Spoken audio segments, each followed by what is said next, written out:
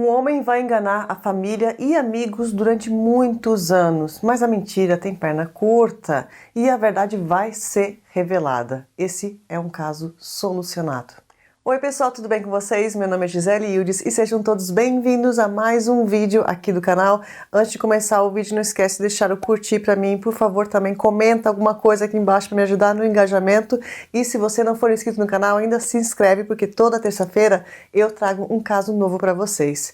Então hoje eu vou contar a história de Harold Arthur Hentorn. Ele nasceu no dia 10 de janeiro de 1962 em Jackson, nos Estados Unidos. Ele se formou na James Madison University, em Kentucky. Ele trabalhou em um escritório por 2 anos. Depois, em 1988, ele trabalha para uma outra empresa vendendo diamantes. E em 1990, ele trabalha em uma terceira empresa. E antes de ser demitido, ele pede demissão. E depois desse emprego aqui, ele nunca mais trabalhou na vida. Mas para todos os amigos e familiares, ele falava que trabalhava para essa empresa aqui. Ele mesmo que fez esse cartão, tá? É tudo fake. Os amigos contam que gostavam dele, ele era uma pessoa muito falante, gostava de falar alto e dar risadas, estava aparentemente sempre feliz. E parecia que ele ganhava muito dinheiro com o falso emprego lá, pois levava uma vida que aparentava ser de um homem de sucesso. E nos anos 90, ele vai conhecer a sua primeira esposa, uma mulher chamada Sandra Lynn, e eu vou chamar ela de Lynn, pois é assim que ela é mais conhecida hoje em dia. A Lynn nasceu no dia 5 de agosto de 1957 em Washington, D.C. Ela era uma pessoa muito organizada, tinha um sorriso contagiante, era muito dedicada à sua igreja, ela era cristã e ela gostava muito de ajudar os outros, e a profissão dela era assistente social. E depois de um breve namoro, os dois decidem se casar. O casamento foi todo organizado pelo Harold, e ele tinha folders para cada detalhe do casamento, assim, tipo, as flores que nós vamos escolher podem ser essas que estão nesse folder. O fotógrafo, eu coloquei algumas opções aqui. A decoração, coloquei outras opções aqui. Comida. Então, era tudo meticulosamente organizado por ele. E em 1994, o casamento foi realizado. E pouco tempo depois de eles se casarem, o Harold vai tirar a Lynn de perto da família e dos seus amigos. Eles se mudaram para Centennial, no Colorado, pois era assim que ele agia.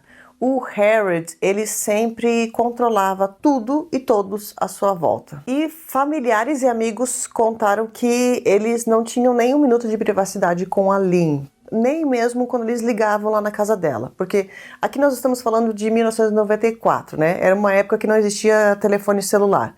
E naquela época que eu vivi também, e eu sei que muitos de vocês também, era muito comum, claro, né, a gente ter o telefone em casa, e em casa tinha tipo um telefone na sala e tinha uma extensão nos outros quartos, extensão na cozinha e outros ambientes da casa.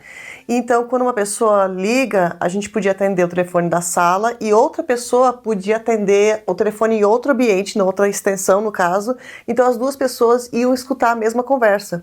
E era assim que funcionava na casa do Harold e da Lynn também, porque era uma coisa que os dois mesmo tinham combinado. Assim que algum familiar ou algum amigo ligasse, os dois tinham que estar presentes nos dois telefones para escutar tudo o que estava sendo falado. Olha isso, gente, bem complicada essa situação aqui, né? E no dia 3 de fevereiro de 1995, que foi poucos meses depois deles se casarem ali, o Harold vai fazer um seguro de vida no nome da Lynn, e o único beneficiário desse seguro, é claro, que era ele.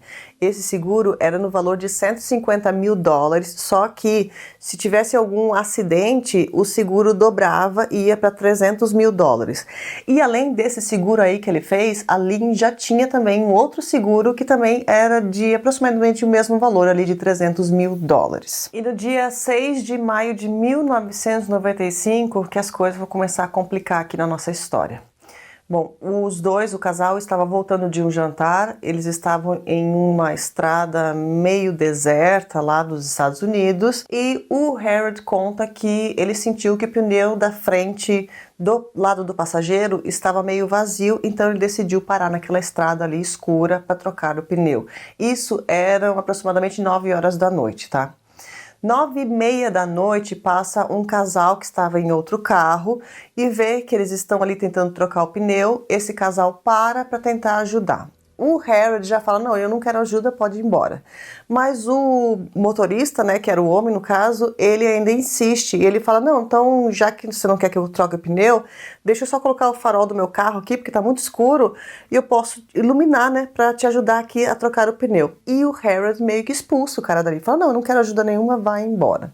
Bom, esse casal aí foi embora e a mulher que estava no carro também, ela conta que ela viu que a Lynn estava dentro do carro enquanto o Harold estava trocando o pneu e a Lynn estava com uma cara bem de assustada lá dentro desse carro. Enfim, os dois foram embora e ele realmente começa a trocar o pneu do carro. Ele tinha 2 macacos naquele carro, tá? Um era mais confiável e o outro nem tanto. Ele fala que ele pegou o confiável, mas viu que não estava funcionando direito e então ele colocou aquele segundo macaco que ele tinha, que é esse aqui da foto que vocês estão vendo. Então, com o carro já elevado ali, ele começa, né, a tirar os parafusos e ele conta que a Lynn estava com uma toalha, assim, um pano na mão dela e assim que ele tirava os parafusos do pneu, ele ia dando para ela nesse pano aí, ela ia guardando. E ele conta que nesse momento que ele foi tirar o pneu e colocar atrás do carro, que é um momento muito rápido até, aliás, né? Mas vão percebendo os detalhes aqui vocês também, tá? Ele conta que nesse trajeto que ele fez, ele não viu, mas que a Lynn deve ter deixado cair os parafusos embaixo do carro. E então ela foi para baixo do carro para tentar, né, pegar os parafusos de volta.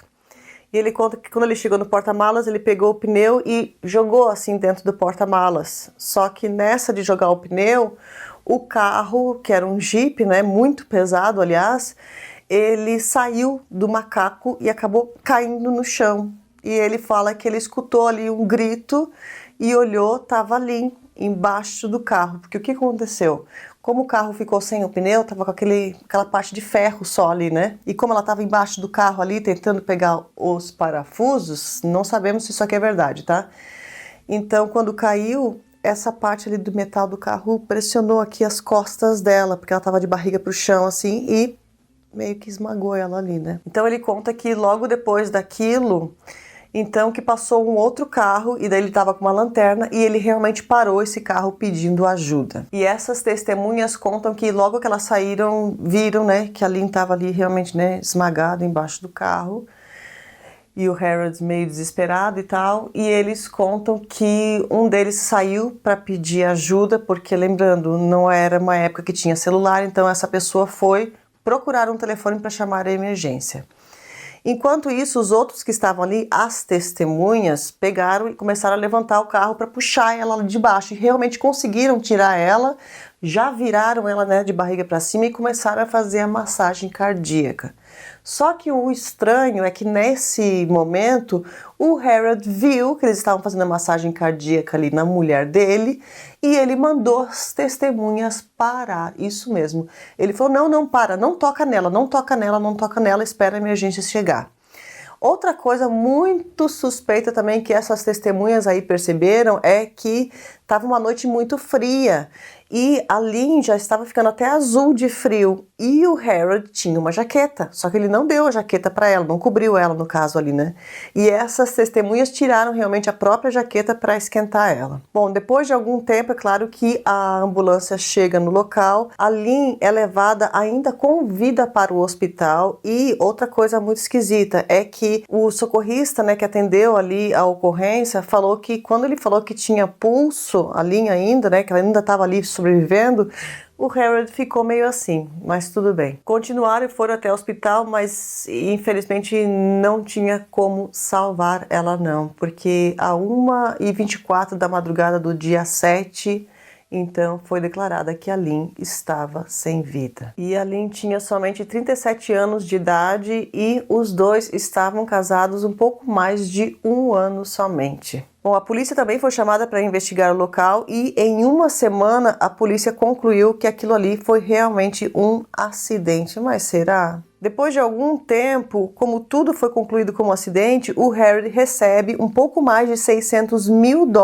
dos seguros de vida da Lee e segue a sua vida com o seu trabalho fake. E depois de somente algum tempo, ele cria um perfil numa rede social chamada Christian Matchmakers, que é como se fosse um Tinder religioso, tá? Ali para encontrar paqueras e tal. E ali realmente ele vai encontrar algumas parceiras, ele vai namorar com algumas mulheres nesse tempo aí, mas todas essas mulheres vão terminar o namoro com ele. Por quê? Primeiro porque era muito esquisito que as primeiras coisas que ele perguntava para elas era sobre a situação financeira delas, se tinham casa própria, qual que era o emprego, e assim vai, tá? Tudo relacionado a dinheiro. E outra coisa também é que muitas delas falaram que terminaram o namoro porque ficaram com medo dele, porque ele era um homem mas muito controlador. Só que ali mesmo na internet, nessa mesma rede social, em dezembro de 1999, ele conhece uma outra mulher e essa se envolve realmente com ele. Essa mulher se chama Toni Jill Bertolet. A Toni nasceu no dia 1º de outubro de 1962, ela se formou pela Trinity High School, ela era divorciada e não tinha filhos, ela era oftalmologista e os pais dela eram muito ricos. Ela morava no Mississippi, trabalhava em 2 consultórios diferentes e assim como a Lynn, a primeira esposa, ela também era muito religiosa. A Toni trabalhava durante todo o dia e passava a maioria do seu tempo livre na igreja e participava do coro da igreja também. Começaram a namorar online e depois de se verem somente 6 ou 7 vezes pessoalmente, os dois já se casaram. E novamente, tá? Foi o Harold que planejou o casamento todo nos mínimos detalhes. No dia 30 de setembro de 2000, eles se casaram em Jackson. E 2 anos depois do casamento, eles se mudaram do Mississippi e vão morar no Colorado. E é aquela mesma história, ele tira a Toni de perto da sua família e dos seus amigos para poder controlar ainda mais ela. Os dois vão tentar ter filhos, a Toni vai acabar perdendo alguns durante a gravidez, mas depois de anos nasce a filha do casal que se chama Hailey. O Harold vai fazer alguns seguros de vida no nome da Toni. Ele fez um em 2001, aproximadamente 1,5 milhão valia esse seguro, outro em 2005 também de 1,5 milhão e um terceiro em 2008 que também valia 1,5 milhão. E ainda tinha um quarto seguro de vida no nome dela, que foi feito pelos pais dela, mas o beneficiário era a neta deles, no caso, né, a filha do casal, a Hailey. Só que, no final das contas, o Harold era o beneficiário de todos os seguros de vida, porque até esse aí, que inicialmente não tinha o nome dele, ele acabou mexendo os pauzinhos lá e conseguiu retirar o nome da filha dele e colocar o nome dele como beneficiário. E se a gente somar, então, todos os seguros de vida que tinha ali no nome da Toni, era um valor de aproximadamente 4,7 milhões de dólares. Bom, depois de um tempo, o casamento dos dois começa a falhar. As babás falaram que eles estavam dormindo em quartos separados pouco tempo antes de tudo acontecer, mas a família e amigos não sabiam disso. E a partir de um ponto, a Toni vai começar a tentar ter o controle da vida dela de volta, porque até esse ponto aqui, todo o salário da Toni, aliás, que era a única que trabalhava naquela casa, tá? Mas ninguém sabia, todo mundo achava que ele trabalhava, né? Era a única que recebia salário naquela casa. Tudo que ela recebia ia para uma conta no nome dele e era ele que controlava tudo, ela nem pegava o contra-cheque dela. Além do salário, a Toni também recebia um cheque dos pais dela. Lembra, né, que os pais dela eram muito ricos e eles tinham, parece, como uma coisa com petróleo e tal, e eles davam um cheque bem valioso ali de tempo em tempo para ela. Então, ela vai secretamente num outro banco e abre uma conta no nome dela. E, a partir desse ponto, então, todos esses cheques que chegavam da casa dos pais dela, ela depositava nessa conta aí, que o Harold inicialmente não sabia de nada. Além disso, e sem falar para ninguém que ela estava passando um período ali complicado no casamento, ela também vai comprar um outro telefone, porque aqui nessa época nós já estamos falando, né, de telefones celulares, essa coisa toda, e ela dá esse número para alguns amigos mais próximos dela. Então, esse outro telefone que ela tinha, o Harold não sabia. E era o único modo que ela tinha para falar com as pessoas sem ser controlada por ele, porque além disso também das contas ali, das finanças, ele também controlava as atividades no telefone dela. Agora, pouco tempo depois dela criar essa nova conta aí secreta, né, sem falar para o Harold, algo muito esquisito vai acontecer também. Em maio de 2011, o Harold, a Toni e a filha deles, a Hayley. Eles vão passar ali alguns dias em uma cabana nas montanhas que eles tinham. Essas cabanas, sabe, que não tem nada do lado assim, né, só mato e tal, bem afastada da civilização. E à noite, depois da Hayley ir para a cama e estar dormindo já, eram aproximadamente 10 horas da noite, o Harold fala para Toni que quer limpar algumas coisas ali na varanda dessa cabana. E é essa cabana aqui da foto que nós estamos falando, tá? Então o Harold começa limpando as coisas em cima da varanda aqui, e a Toni estava aqui embaixo, ó, e ela estava catando alguns cacos de vidro de uma lâmpada que tinha quebrado. E do nada, uma viga de madeira ali do deck, né, da varanda, cai no pescoço dela. Bom, o Harold fala que ele estava andando ali no deck e uma das vigas se soltou e acabou caindo ali nela, só que ele não viu, nem sabia que ela estava ali embaixo. Mas outra coisa que a Toni conta depois também é que ela falou que quando ela estava catando ali, ela meio que fez assim, sabe? Então ela se afastou um pouquinho. E se ela não tivesse se afastado um pouquinho, essa viga de madeira ia bater direto na cabeça dela, mas ao invés disso bateu aqui, ó, no pescoço dela.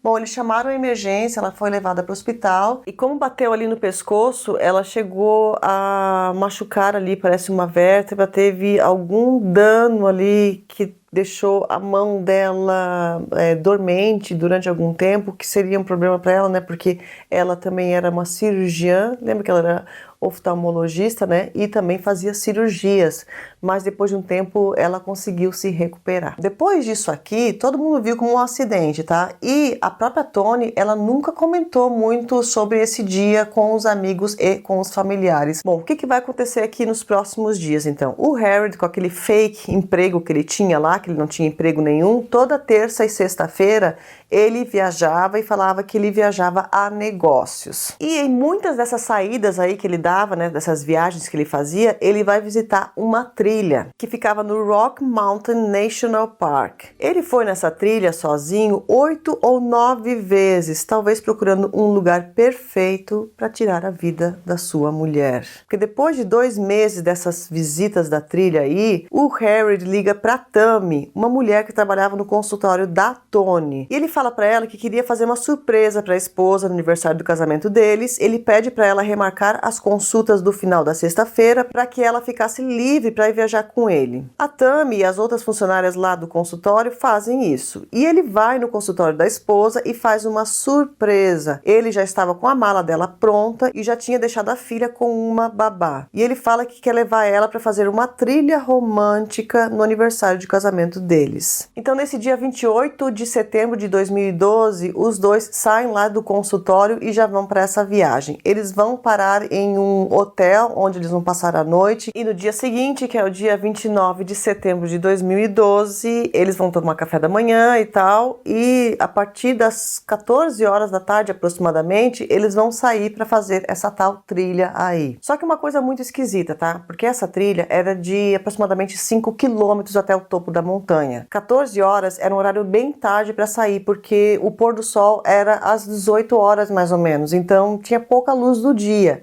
Outra coisa muito esquisita também é que os dois já tinham passado de 50 anos de idade e nenhum dos dois era trilheiro experiente. Então seria uma trilha bem complicada para eles, e eu tô dando essas informações aqui para vocês porque eu também acredito que a própria Toni não sabia de todas as informações aí da trilha, tá? Porque se ela soubesse, ela não ia aceitar sair naquele horário para fazer essa trilha aí perigosa. Mas enfim, eles saíram e essas são as fotos dos dois na trilha, e em um certo ponto eles saíram da trilha marcada e o Harold falou que eles estavam procurando um lugar mais privado para que pudessem namorar. Eles param em um ponto deserto para lanchar e foi essa foto que ela tirou nesse momento do lanche. Parecia que ela estava bem feliz e não estava percebendo nada. E depois o Harold conta que eles decidiram descer um pouco mais, ainda mais afastados da trilha marcada, para um ponto que era ainda mais privado, pois ele queria namorar. Só que essa descida era bem perigosa, o que continua sendo muito estranho, pois era eram pessoas de idade e algo muito complicado de fazer e também no fim do dia. Bom, eles descem então nesse outro ponto que o Harry queria chegar e tiram umas fotos ali. Nessas fotos vocês conseguem ver o Harry olhando para baixo. Ali abaixo tinha um precipício e a Toni tirou essas fotos dele nesse local e pelos arquivos da câmera fotográfica dela, tudo aparenta que o Harry ficou analisando essa descida por aproximadamente 15 minutos. Ele até está uma hora com uma camiseta e depois com uma jaqueta no mesmo local. Tudo leva a pensar que talvez ele estava tentando chamar ela para ir ali tirar uma foto também, só que era um local muito perigoso e de repente ela não queria chegar ali tão perto do precipício. E apesar de ter várias fotos dele nesse local ali, não tem nenhuma foto da Toni, tá? Porque minutos depois dessas fotos ali que ela tirou dele, ele liga para emergência. Eram 17h55 quando ele fez essa ligação e falou que a esposa tinha caído ali do penhasco, né, do precipício. Então ele fala que a situação dela é muito crítica, ele pede ainda para chamar helicópteros, que ele podia pagar pelo helicóptero e tal, e a atendente ali do 911 falou, não, a gente não pode mandar um helicóptero para essa área, porque aquela área de montanha, altitude, não tinha como o helicóptero ir até lá, e também não tinha local para pouso. Mas enfim, eles enviaram então uma pessoa para ir por terra para ajudar ele. E o socorrista entra nessa trilha às 18h15, só que lembra, né, era uma trilha bem comprida, eles estavam bem longe, ele vai demorar muito tempo para chegar. Enquanto isso, o Harry está lá sozinho com a Toni e ele está falando com a emergência, ele fala que ele está fazendo a massagem cardíaca e também que está fazendo ali a respiração boca a boca nela, que ela estava em um estado muito crítico e tal, mas várias vezes nessa ligação ele vai desligar com a emergência e falar, olha, eu tô com medo que o meu telefone acabe a bateria, então eu vou desligar aqui, qualquer coisa eu ligo novamente para vocês. A emergência também acaba ligando para ele várias vezes e pede para ele fazer uma fogueira, porque já era noite, para que fosse mais fácil para encontrar onde que eles estavam. O Harry realmente faz uma fogueira que não foi muito efetiva, tá? Porque ele fez perto de uma rocha, um local assim que não ia, né, fazer diferença para chamar a atenção de alguém. E também uma fogueira muito pequena. Mas enfim, ele continua ali e apesar de ele ter falado para a emergência que ele estava quase sem bateria, ele vai continuar recebendo e fazendo ligação para os amigos dele e para os familiares da Toni também e vai mandar várias mensagens e receber mensagens. O total de mensagens recebidas e enviadas por ele nesse período ali que ele ficou sozinho com a Toni foi de 98 mensagens. Então vocês imaginam, né? Uma pessoa que está ali desesperada, achando que o telefone vai acabar a bateria, se fosse eu ia falar, não, gente, não vou avisar ninguém, vou ficar aqui em cima do meu marido, vou fazer a massagem cardíaca, vou fazer ele voltar, né? Não vou me preocupar com essas coisas. Bom, o socorrista realmente chega lá aproximadamente 20h15, então já era muito tarde, e ele conta que quando ele chegou lá, o Harry estava, parece que sentado ou no telefone, e quando viu o socorrista, ele correu e foi em cima da Toni e continuou, né, sei lá, né, a massagem cardíaca ali nela. O socorrista então foi ali, né, nela, mas ele viu que não tinha mais o que fazer, porque a Toni já tinha, sim, perdido a sua vida. Então uma outra equipe também chega, leva o Harry lá para baixo, eles ficam ali com o corpo da Toni, né, durante a noite para proteger o corpo e na manhã seguinte vai iniciar as investigações da polícia. O local que a Toni caiu foi uma queda de aproximadamente 49 metros e muita pedra ali na região, então ela infelizmente bateu ali, né, em muitos locais, ela estava realmente muito machucada. Um pouco mais para cima tinha uma árvore quebrada e foi ali que ela bateu, quebrando o galho, tinha cabelo e sangue no tronco também. O Harry conta que ele arrastou ela por aproximadamente 2,5 metros, diz que fez isso para colocar ela em um espaço mais plano para iniciar a respiração boca a boca e massagem cardíaca. Agora o estranho dessa versão dele aqui também é que, apesar de ele ter arrastado ela 2,5 metros, a mochila dela estava muito perto dela e a câmera fotográfica dela também estava do lado ali. Outra coisa esquisita era sobre os sapatos dela. Bom, ela estava ali sem sapatos e ele conta que ela caiu com os sapatos e deve ter saído dela ali quando ela rolou ali, né, o penhasco abaixo. Só que uma das botas foi encontrada realmente, tipo assim, ela estava mais para baixo e a bota estava mais para cima, assim, né, no caminho onde ela rolou. Só que as duas botas estavam com o cadarço desatado. E quando você cai, você não vai, né? Na queda tá ali caindo e desatando a sua bota, né? Mas enfim. E outra coisa muito estranha na versão dele é que ele conta que ele fez a massagem cardíaca e a respiração boca a boca o tempo inteiro até o socorrista chegar. Só que ele parou para fazer todas aquelas ligações para receber e para responder as mensagens do telefone também. Parou para fazer a fogueira. Então ele não estava fazendo a massagem cardíaca todo o tempo, não. E outra coisa mais importante ainda é que a Toni estava de batom. E o batom dela estava intacto. E na hora que você está fazendo a respiração boca a boca ali, é um momento, né, que isso aqui ia borrar com certeza o batom e não estava dessa forma. A polícia foi até o carro dele também para investigar e dentro do carro tinha um mapa. A trilha que eles fizeram estava marcada e tinha algo muito estranho e suspeito nesse mapa. O local exato onde o acidente aconteceu estava marcado com um X no mapa e ele fez essa marcação antes de tudo acontecer. Então ele já sabia que aquele seria o local que ela iria cair. Mais uma coisa estranha dessa história. A Toni estava usando um anel que tinha um diamante e o anel continuava no dedo dela, mas a pedra tinha desaparecido. A polícia vai perguntar para ele sobre essa pedra aí do diamante, ele não vai saber responder, mas a polícia vai insistir várias vezes sobre essa pedra e a polícia também vai colocar ali, vai fazer uma investigação muito meticulosa ali no local para tentar achar esse diamante e não vai encontrar. Só que, misteriosamente, essa pedra vai aparecer alguns dias depois naquela trilha, no local que a polícia já tinha investigado. Bom, as fotos da câmera também foram analisadas e tinham várias fotos naquele local ali do penhasco, onde o Harold estava olhando para baixo, mas tinham duas dessas fotos que foram deletadas e eram as únicas fotos deletadas dessa viagem. Agora, sobre o exame que foi feito na Toni, ela tinha muitos machucados na cabeça, ela fraturou a vértebra C6 e C7 e ela tinha machucados no peito, na pelvis, no ombro esquerdo e o teste toxicológico que foi feito nela deu negativo. Então ela sentiu tudo aquilo ali. A polícia pergunta para ele também o que aconteceu exatamente naquele momento, como que ela caiu daquele penhasco. E ele fala que ele não viu, porque ele estava vendo uma mensagem no telefone dele no exato momento que tudo aconteceu. Então eles perguntam, tá, mostra a mensagem. Ele mostrou. A mensagem era às 17h54. E ele ligou para a emergência às 17h55.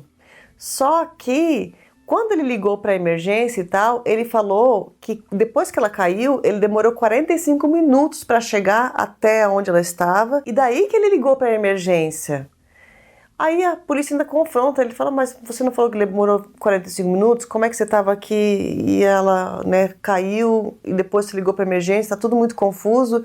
Ele não soube responder. Outra coisa também que a polícia vai confrontar ele é sobre o mapa. E depois dessa história aqui, ele começa a não querer mais responder às perguntas da polícia e ele exige que cada vez que a polícia vai falar com ele, ele precisa estar na presença de um advogado. Mas mesmo assim ele continua o seu plano, porque 11 dias somente depois da Toni perder a vida, ele vai naquele banco lá onde a Toni tinha aberto uma conta no nome dela, e ele faz ali uma assinatura falsa e tal, e ele consegue sacar todo esse dinheiro da conta. Então, na verdade, antes de tudo acontecer, ele mesmo descobriu sobre esses segredos aí da Toni, que ela estava tentando se livrar dele, estava tentando ali conseguir a sua independência para talvez tentar o divórcio, né?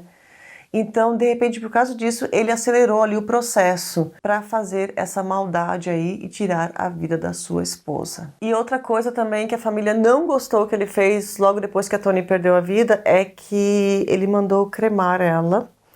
E a família falou que a Toni nunca tinha falado que queria ser cremada nem nada. Até os pais da Toni conversaram com o Harry na época e falaram, não, a gente não quer que você faça isso não, a gente quer enterrar ela aqui. E mesmo assim ele não aceitou, como ele era marido, né? Ele tinha esse direito, ele realmente cremou ela, de repente para ali tirar mais alguma evidência que a polícia de repente não conseguiu, né, descobrir naquela época. E outra coisa ainda mais esquisita dessa história, a primeira esposa lá morreu, lembra? Ele também tinha cremado a primeira esposa. E ele jogou as duas cinzas da primeira esposa e da segunda esposa no exato mesmo local. Olha que homem psicopata, gente. Agora vocês acham que está ruim? Não, fica pior ainda. Bom, o seguro de vida da Toni, os de 4,7 milhões lá, ele não conseguiu receber, tá? Porque esse caso aqui, diferente da primeira esposa, ele realmente foi investigado pela polícia e vai ser investigado durante muito tempo. Então, enquanto as investigações não forem concluídas, ele não vai receber esse dinheiro do seguro. Só que ele não para por aí não, porque ele já tinha preparado mais ou menos para receber um outro seguro de vida de uma outra mulher, a cunhada dele, que se chama Grace Hishel. Ela era divorciada do irmão da Lynn, da primeira esposa, e tinha 4 filhas. E ela sempre teve uma relação muito próxima do Harry, mesmo depois da Lynn perder a vida, o que levou a polícia a pensar na época que talvez eles fossem amantes, mas não, tá? Eles não eram amantes, não. Como ela tinha 4 filhas e o Harry tinha a Hayley, que também era uma menina, as filhas eram muito ali grudadas, e as 4 filhas da Grace tratavam o tio Harold muito bem e amavam ele também. E voltando um pouco na história, quando a Grace se divorciou do irmão da Lynn, ela estava numa situação financeira muito difícil. E o Harold, naquela época, convenceu ela de fazer um seguro de vida, colocando então as 4 filhas como beneficiárias, para que se alguma coisa acontecesse, as filhas estariam bem. Só que a Grace conta que naquela época mesmo, o Harold começou a encher tanta paciência dela e foi ele mesmo que pediu para o funcionário dele fazer esse seguro de vida aí para ela, que depois de um tempo ela falou, eu não consigo mais pagar esse negócio aqui, não quero mais, e ela ligou pro Harold e falou, olha, cancela, manda o seu funcionário cancelar esse seguro aqui, porque não vai dar certo. Mas como aconteceu tudo isso aqui com a Lynn, com a Toni depois, e como o FBI está investigando o caso da Toni, o próprio FBI foi falar com a Grace e falou, olha, tem esse seguro de vida aqui no valor de $400 mil no seu nome. E ela falou, não, eu já cancelei isso aqui muitos anos atrás. O FBI falou, não, não está cancelado, está pago sim, e o único beneficiário do seu seguro de vida é o Harold. Depois disso aqui, a Grace, é claro que cancelou esse seguro e o que leva a pensar que a Grace seria a próxima vítima do Harold, mas graças a Deus, né, ali o destino não deixou que isso acontecesse com ela. Bom, essa investigação vai demorar muito tempo mesmo, tá? Questão de aproximadamente 2 anos eles vão ficar investigando o caso, e enquanto isso, o Harold estava livre nas ruas e continuava lá com a sua filha, né, com a Hayley. E a família e amigos do Harold e da Toni, eles continuavam mantendo a relação com o Harold ali. Só que, nesse ponto aqui, o jogo virou. Porque, como a polícia estava investigando, a polícia mesmo pediu para os familiares e amigos ficarem de olho no Harold, e também eles colocaram escuta nos familiares e nos amigos para eles gravarem as conversas de tudo que eles falavam com o Harold para conseguir então mais pistas para levar ele para o tribunal depois. E realmente, durante esses aproximadamente 2 anos, eles fingiram ser amigo dele e continuaram ali a catar as pistas para levar para a polícia depois. E depois, com tudo mais ou menos pronto, que no dia 6 de novembro de 2014, que finalmente a polícia prende o Harold. O julgamento vai iniciar no dia 8 de setembro de 2015. O Harold vai se declarar inocente e esse julgamento aqui foi pela vida da Toni, a segunda esposa. Só que mesmo assim, o juiz deixou ali que eles contassem a história da primeira esposa no julgamento. E no dia 18 de setembro de 2015 sai o resultado. O Harold foi considerado culpado por ter tirado a vida da Toni. E depois de um tempo, então, sai a sentença. Ele foi condenado à prisão perpétua sem a possibilidade de condicional. Ele vai apelar aí essa decisão várias vezes, mas o pedido dele vai ser negado. E como tudo isso aconteceu com a Toni, o caso da primeira esposa da Lynn, ele foi reaberto em 2013. Ele continua sendo investigado até hoje.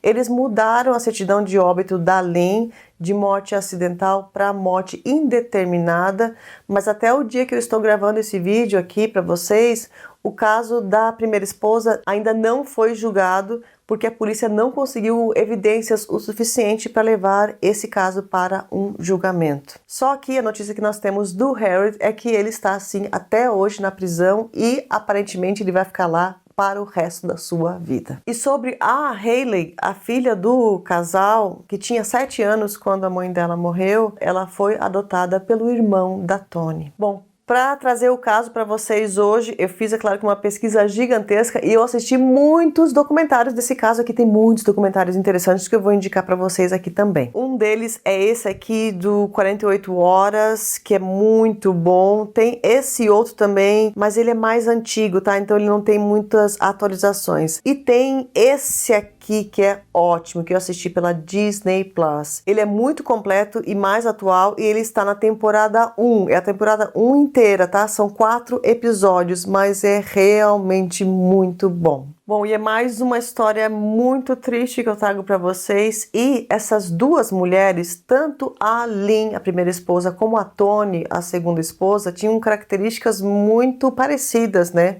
As duas ali eram muito devotas ao marido, faziam tudo para ele e ele era realmente muito controlador com as duas e as duas, infelizmente, aceitavam essa situação. E hoje em dia, pessoas nesse tipo de situação é mais comum ainda do que a gente imagina. Se você viu alguma característica que é muito parecida com o seu relacionamento, eu vou passar para você alguns aplicativos aqui que você pode baixar de graça no seu celular, que podem te ajudar a sair dessa relação. Não fique num relacionamento que não vai te fazer feliz, tá? Então você pode baixar o aplicativo Penhas, onde você pode encontrar profissionais que poderão te ajudar nesse momento. Se você mora no Espírito Santo, baixa também o SOS Marias, ou se você mora em São Paulo, baixa o SOS Mulher, que tem o botão do pânico. Você pede uma medida protetiva e se a pessoa se aproximar de você, é só apertar o botão, que uma viatura da polícia irá te resgatar. Agora, se você mora em Indaiatuba, baixa o SOS Caminho das Rosas. Ou se você mora no Amazonas, baixa o Alerta Mulher. E se você estiver morando aqui na Turquia, nós também temos um aplicativo que se chama Kades, e o Kades também tem o botão do pânico para você chamar uma viatura para ir te resgatar. Eu sei que deve ser muito difícil para quem está numa situação assim. É muito fácil para a gente que não está numa situação olhar de fora e falar, não, gente, sai dessa. Eu sei que é muito difícil para você. Peça ajuda, tá? Peça ajuda, mas não viva essa vida que não vale a pena. Você merece ser feliz, tá? E uma vida assim não é uma vida feliz, tá bom? Antes de sair do vídeo, por favor, curte pra mim, comenta qualquer coisa aqui embaixo, compartilha também para chamar mais amigos aqui pro canal e se inscreve no canal se você não for inscrito. Um beijo grande, eu vejo vocês no próximo vídeo.